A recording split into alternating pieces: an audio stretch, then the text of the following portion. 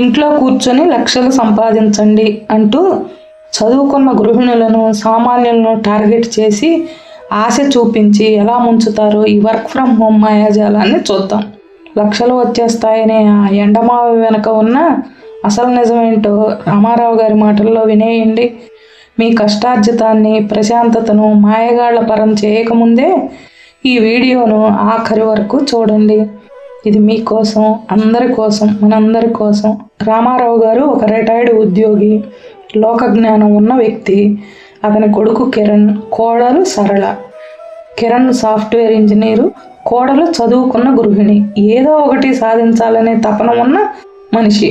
రోజు సాయంత్రం రామారావు గారు వరండాలో కూర్చొని పేపర్ చదువుతుంటారు. సరళ కంగారుగా లోపల నుండి వస్తుంది. మామయ్య, ఒక్క నిమిషం ఇటు చూడండి, నా ఫోన్కి ఒక మెసేజ్ వచ్చింది. రోజు 2 గంటలు ఇంట్లో కూర్చొని కొన్ని యాడ్స్ క్లిక్ చేస్తే నెలకు 30,000 ఇస్తారంట. మన పక్కింటి సుజాత కూడా ఇలాగే ఏదో గ్రూపులో చేరిందంట. నేను కూడా చేరదామనుకుంటున్నాను. ఎలాగో కిరణ్ ఒక్కడే సంపాదిస్తున్నాడు కదా, నేను కూడా కాస్త సాయపడదామని అంది. రామారావు గారు పేపర్ పక్కన పెట్టి, అమ్మా సరళ, ఆ మెసేజ్ పంపినవాడు నీకు చుట్టమా లేక కిరణ్కి ఏమైనా స్నేహితుడా అని అడిగాడు. సరళ, అదేం కాదు మామయ్య, ఆన్లైన్ కంపెనీ అంట. రిజిస్ట్రేషన్ కోసం ఒక 10,000 కడితే చాలు, రేపటి నుంచి పని మొదలు పెట్టొచ్చు అంటున్నారు. దానికి మామయ్య, సరళ, నీకు ఒక చిన్న సందేహం తీరుస్తాను చెప్పు, ఈ డబ్బులు ఎక్కడైనా చెట్లకు కాస్తాయా లేక గాలిలో నుండి ఊడిపడతాయా అన్నారు. అదేం మాట మామయ్య, కష్టపడితేనే కదా డబ్బులు వచ్చేది అంది సరళ. మరి నువ్వు చేసే కష్టం ఏముంది అక్కడ? కేవలం ఫోన్ పట్టుకొని క్లిక్ చేస్తే ఎవడైనా 30,000 ఎందుకు ఇస్తాడు? అమ్మా, ఈ లోకంలో డబ్బు ఊరికే రాదు. ఎవడైనా తక్కువ కష్టంతో డబ్బు ఇస్తున్నాడంటే వాడు నీకు ఎరవేస్తున్నాడని అర్థం. అది మన మనుషుల డబ్బు బలహీనతను వాడుకొని ఆడుకునే జోదం అన్నాడు. కానీ మామయ్య, బయట అందరూ ఎంటర్ప్రెన్యూర్లు అయిపోతున్నారు. నేనేమో కేవలం వంటగదికే పరిమితం అయ్యాను అనిపిస్తోంది అంది. కిరణ్కి ఆర్థికంగా సాయం చేయలేకపోతున్నాననే బాధ ఉంది అంది. ఇక్కడే నువ్వు పొరపడుతున్నావమ్మా. నువ్వు కిరణ్కి సాయం చేయడం లేదని ఎవరు చెప్పారు? పొద్దున్నే లేచి పిల్లల్ని తయారు చేసి స్కూల్కి పంపిస్తున్నావు, ఇంటిని ఒక పద్ధతిలో నడుపుతున్నావు, అనవసరమైన ఖర్చులు కాకుండా ఇంటిని పొదుపుగా చూస్తున్నావు. నీవు ఆదా చేసే ప్రతి రూపాయి కిరణ్ సంపాదించే రూపాయి కంటే గొప్పదమ్మా. రూపాయి ఆదా చేయడం అంటే రూపాయి సంపాదించడమే కదా అన్నారు. సరళ మౌనంగా ఉంది.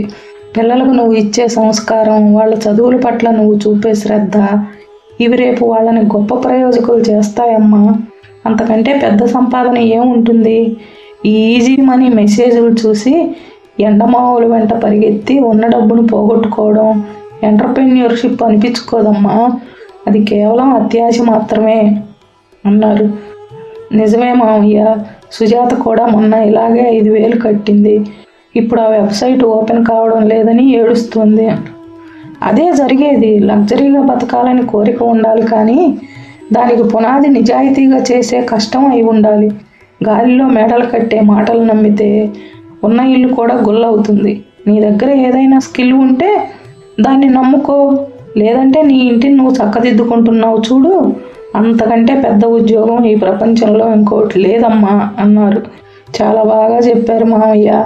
సంపాదన అంటే కేవలం అంకెల జీతం కాదు, బాధ్యతతో కూడిన పొదుపు కూడా అని ఇప్పుడే అర్థమైంది అంది. ఇక మీదట ఇలాంటి పిచ్చి పిచ్చి మెసేజ్లు నమ్మి మోసపోను మామయ్య అంది. సంతోషం అమ్మా, మన కోపమైనా ఆవేశమైనా ఇలాంటి మోసాలను అరికట్టడానికే ఉండాలి. వెంటనే సరళ, కేవలం ఆ మెసేజ్లు పంపించే వాళ్లే కాదు, వీళ్ళకి తోడు ఈ మధ్య ఒక కొత్త రకం గురువులు తయారయ్యారు. సూట్లు వెనక నుంచి మైకులు పట్టుకొని ఊదర కొట్టేస్తుంటారు. మీరు ఇంట్లో ఎందుకు కూర్చున్నారు, బయటకు రండి, చరిత్ర సృష్టించండి అని మాటలతో గిలిగింతలు పెడతారు. అవును మామయ్య, మొన్న ఒక ఆయన వీడియో చూశాను, ఒక కోర్సు నేర్చుకుంటే చాలు మీ తలరాత మారిపోతుంది అని చెబుతున్నాడు. అదే అసలు మోసం. వాళ్ళు నీకు స్కిల్ నేర్పడం లేదు, నీ అసంతృప్తిని వాడుకుని కోర్సులు అమ్ముతున్నారు. వాళ్ళు చెప్పిన ఆ కోర్సుతో వాళ్ళు సంపాదించారో లేదో తెలియదు, కానీ నువ్వు కట్టే ఆ 1,000 రూపాయల ఫీజుతో వాళ్ళు మాత్రం లగ్జరీ కారు కొనేస్తారు. గుర్తుంచుకోమ్మా, నిజమైన విద్య లేదా నైపుణ్యం నిశ్శబ్దంగా నేర్చుకోవాలి. ఆర్భాటంగా అరిచే మోటివేషన్ క్లాసుల్లో దొరికేది కేవలం అల్పకాలిక ఆవేశం మాత్రమే. ఇంకొకటి అమ్మ, యూట్యూబ్ అనేది ఒక పెద్ద మాయా బజార్. ఇక్కడ అందరూ గురువులే, అందరూ సంపాదించే మార్గాలు చెప్పేవాళ్ళే. కానీ ఒక్కటి ఆలోచించు, ఒకవేళ నిజంగానే రోజు 10 నిమిషాలు పనిచేస్తే లక్షలు వచ్చే మార్గం వాళ్ళ దగ్గర ఉంటే వాళ్ళు నీకు వీడియో చేసి ఎందుకు చెబుతారు? గుట్టు చప్పుడు కాకుండా వాళ్ళే ఆ పని చేసుకొని ఇంకా పెద్ద కోటీశ్వరులు అవుతారు కదా. అవును మామయ్య గారు, ఆ లాజిక్ నేను అస్సలు ఆలోచించలేదు అంది సరళ. వాళ్ళకి కావాల్సింది నీ క్లిక్కులు, నీ వ్యూస్.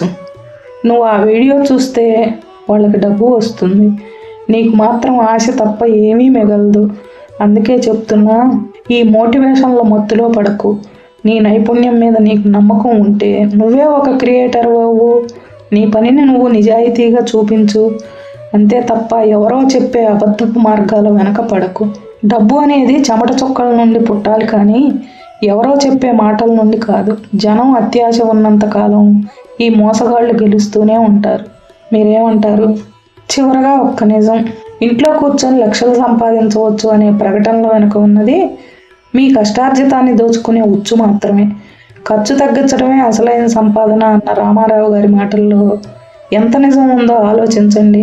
ఏ రోజు కూడా ఏ మోసగాడికి మనం చిక్కలేదనే ప్రశాంతతతో నిద్రపోవడం, ఆ ప్రశాంతతే అసలైన లగ్జరీ. మీకు కూడా ఎప్పుడైనా ఇలాంటి కాల్స్ వచ్చాయా? వస్తే కామెంట్లలో చెప్పండి. ఈ కథ మీకు నచ్చితే లైక్ చేసి సబ్స్క్రైబ్ చేసి సపోర్ట్ చేయండి.